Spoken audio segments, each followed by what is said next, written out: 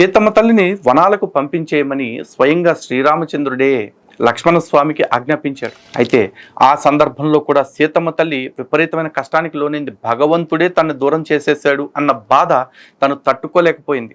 ఆ సందర్భంలో కూడా సీతమ్మ తల్లి ఆత్మార్పణ చేసుకోవాలని అనుకున్నారు. కానీ వెంటనే ఆవిడకి వచ్చిన థాట్ ఏంటి? నా కడుపులో ఆల్రెడీ బిడ్డలు పెరుగుతూ ఉన్నారు, వీళ్ళు నా బిడ్డలు కాదు, శ్రీరామచంద్రుడి యొక్క వారసులు, దశరథ మహారాజు యొక్క వారసులు, కాబట్టి వీళ్ళని చంపటానికి నాకు ఎటువంటి అధికారమూ లేదు.